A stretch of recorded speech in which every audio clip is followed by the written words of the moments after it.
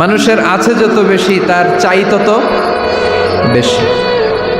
শেখ সাদি রহিমাহুল্লাহ, ইরানের বিখ্যাত কবি, বালাগাল উলা বিকামালিহি কাশাফাত দুজা বিজামালিহি, এই কবিতা লিখে বিখ্যাত হয়েছিলেন।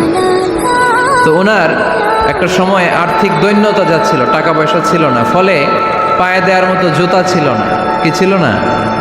জুতা ছিল না। তো খুব আফসোস করে একদিন মনে মনে আল্লাহরে বলে, আল্লাহ আমি এত বড় কবি, আমার পায়ে দেওয়ার মতো জুতা নাই। আহা, আফসোস করে ঘর থেকে বের হয়েছে। বের হয়ে দেখে এক ভিক্ষুক ভিক্ষা করে, ওই ভিক্ষুকের দুইটা পাই নাই। ভিক্ষুকের দুইটা, আর কবি সাহেবের কি নাই? জুতা নাই। কবি সাহেব যখন এই দৃশ্য দেখছে, হায় রে আমার তো পা আছে, এর তো পাই নাই, সেজদায় পড়ে গেল। আর আল্লাহরে বলে, আল্লাহ শুকর আলহামদুলিল্লাহ, বেশ ভালো আছি, আর কিছু লাগবে না। এজন্য শান্তি হচ্ছে শুকর আলহামদুলিল্লাহর ভিতরে। শান্তি কিসের ভিতরে? শুকর আলহামদুলিল্লাহর ভিতরে। এজন্য আওয়াজ করে পড়েন আলহামদুলিল্লাহ। আপনার চাহিদার কোনোদিন শেষ হবে না। দেখবেন যার পা নাই, সে পা দেখে আফসোস করে, ইস লোকটা হেঁটে যায়, কি সুন্দর যায়, আমি তো হাঁটতে পারি না, যদি হাঁটতে পারতাম, যদি দুইটা পা থাকতো। যার পা আছে সে সাইকেলওয়ালাদেরকে দেখে আফসোস করে, ইস আমার যদি একটা সাইকেল থাকতো তাহলে তার হাঁটা লাগতো না, সাইকেল দিয়ে বাজারে যেতাম। যার সাইকেল আছে সে আবার হুন্ডাওয়ালাদেরকে দেখে আফসোস করে, ইস একটা হুন্ডা যদি থাকতো তাহলে তো ভোঁ ভোঁ করা যাইতো না। হুন্ডাওয়ালারও আফসোস আছে প্রাইভেট কারওয়ালাদের দেখে, তারা আফসোস করে, ইস আমার যদি একটা কার থাকতো তাহলে তো কার চালাইতে পারতাম। যাদের প্রাইভেট কার এদেরও আফসোস আছে, ইস আমার যদি একটা হেলিকপ্টার যদি থাকতো তাহলে তো উড়াল মারতে পারতাম, ঠিক না? হেলিকপ্টারওয়ালাদেরও আফসোস আছে, আমার যদি একটা জেট প্লেন থাকতো, jet plane, private jet plane, prince Walid bin তালালের মতো 70% মেড অফ গোল্ড, তার একটা জেট প্লেন আছে, এটার 70% স্বর্ণ দিয়ে বানানো। তার মানে চাওয়ার কোনো শেষ আছে নাই। সুখ শান্তি যদি চান, অলওয়েজ পড়বেন আলহামদুলিল্লাহ। কে পড়বেন? টাকা যার বেশি টেনশন তার বেশি। সাধারণত টাকা যার বেশি রোগ তার বেশি, টাকা যার বেশি শান্তি তার কম। আপনি খোঁজ নিয়ে দেখেন, 1000 কোটি টাকার মালিক, ঘরে শান্তি নাই, স্ত্রীর সাথে মনোমালিন্য, স্ত্রী যায় একদিকে, উনি যায় আরেকদিকে, পোলায় কই যায় পোলায় নিজেও জানে না, মেয়ের অবস্থা খারাপ, আরেক ছেলের সাথে হাঁটে। তো এই হচ্ছে এদের লাইফস্টাইল। সবাই না, আল্লাহওয়ালা যারা তারা ভিন্ন। রাতে এদের ঘুম হয় না, অনেকগুলো ঘুমের ট্যাবলেট খেয়ে ঘুমাতে হয়, ঘুম আসে না, ঘুম আসে না। কিন্তু রিক্সাওয়ালা, কুলিওয়ালা, দিনমজুর, এদের রোগ বালাই আছে? কথা বলেন। খাওয়ার সমস্যা আছে, ঘুমের সমস্যা আছে, শুইলেই ঘুম আসে, যেখানে রাইত ওইখানেই কাই। ঘুমাইতে দেরি, নাক ডাকতে দেরি হয় না, ওর নাকের ডাকের আওয়াজে ট্রাকের ইঞ্জিনও ফেল। শান্তির ঘুম। এই জন্য সবসময় শান্তি খুঁজতে হবে। কি খুঁজবো? শান্তি দেওয়ার মালিককে। আল্লাহ তুমি এই দেশটাকে শান্তিময় করো। আসুন আমরা সরাসরি কোরআন থেকে শুনি, কারণ কোরআন থেকে শুনলে বরকত বেশি না কম? আরো জোরে বলেন, বেশি না কম? এটা এমন একটা কিতাব যে কিতাবে কোনো ভুল নাই। আছে? সন্দেহ আছে? সংশয় আছে? মুত্তাকিনদের জন্য এই বইটারে হেদায়েতের কিতাব করে নাজিল করলো কে? যালিকাল কিতাবু লা রাইবা ফি হুদাল লিল মুত্তাকিন। This is the book, the most authentic and original book in the world, whereof there is no doubt in it and a guidance to those who are muttaqin. এটা এমন বই যে বইয়ে কোনো ভুল নাই, কোনো সন্দেহ নাই, কোনো সংশয় নাই। মুত্তাকিনদের জন্য এই বইটারে হেদায়েতের কিতাব করে পাঠালো কে? আবার আল্লাহ বলেন, কিতাবুন আনজালনাহু ইলাইকা লিতুখরিজান নাসা মিনাজ-যুলুমাতি ইলান-নূর। নবী হে, এই কিতাবকে আমি নাজিল করেছি অন্ধকারাচ্ছন্ন মানুষগুলোকে আলোর পথ দেখাতে, বামপন্থীগুলারে ডানপন্থী বানাতে, জাহান্নামীগুলারে জান্নাতি বানাতে। এই কিতাব যদি কেউ পড়ে, সে মানুষের মতো মানুষ হয়। ওই মানুষ কখনো অন্যায় করে না। এই কিতাব যে পড়ে এবং মানে, এই কিতাবের শিক্ষাকে যে নিজের মধ্যে ধারণ করে, সে কখনো মিথ্যা বলে না।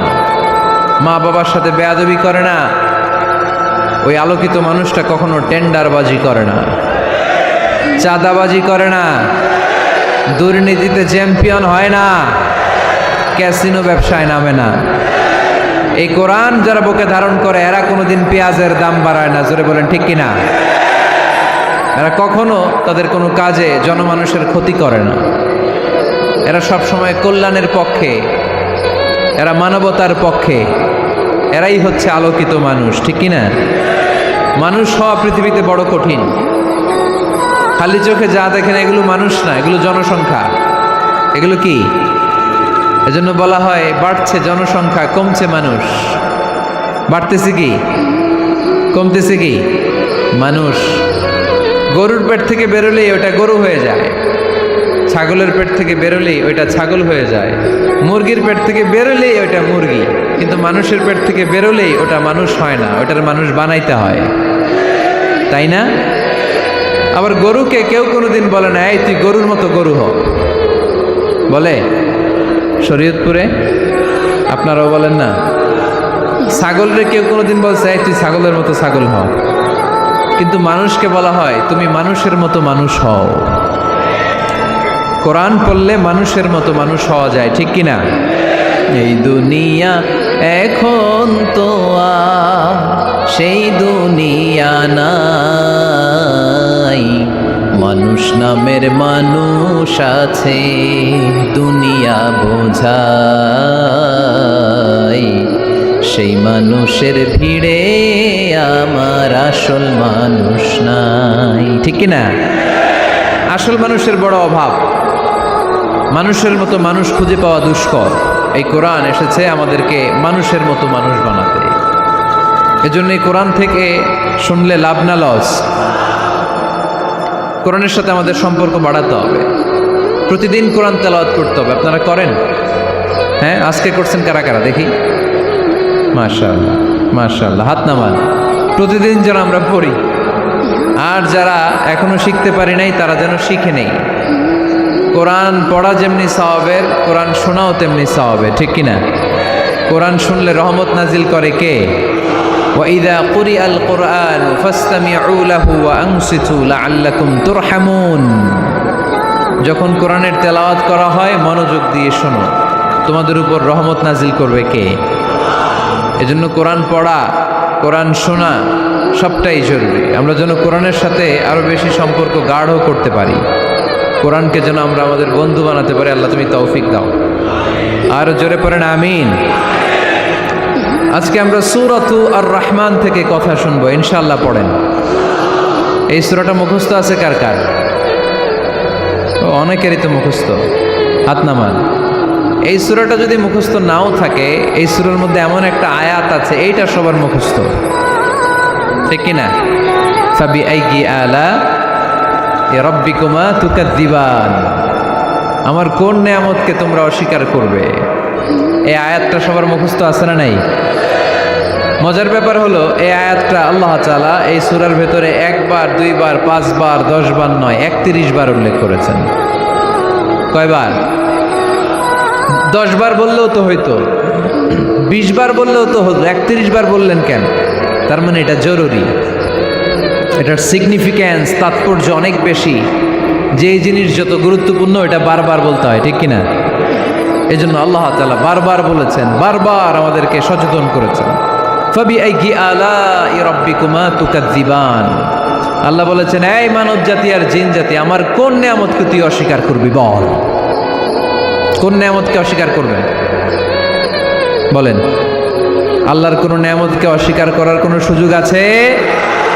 ওয়া ইন তাউদ্দু নি'মাতাল্লাহি লা তুহসুহা ইন্নাল ইনসানা লাযালুমুন কাফার। যদি আমার নেয়ামতগুলো গুনতে শুরু করে দাও, গুনতে গুনতে তোমার জীবন শেষ হয়ে যাবে, হায়াত ফুরিয়ে যাবে। আমি আল্লাহর নেয়ামত গুনে কশিন কালেও তোমরা শেষ করতে পারবে। সাগরের জল যদি কালি হয়ে যায়, গাছের পাতা যদি খাতা হয়ে যায়, সাগরের জল নামক কালি দিয়ে গাছের পাতা নামক খাতার উপরে যদি আল্লাহর প্রশংসা লিখতে শুরু করে দেন, আল্লাহ বলে গাছের পাতাও ফুরিয়ে যাবে, সাগরের জলও ফুরিয়ে যাবে, কিন্তু আমার প্রশংসা করে তোমরা শেষ করতে পারবে না। এজন্য আল্লাহর প্রশংসা করতে হবে বেশি।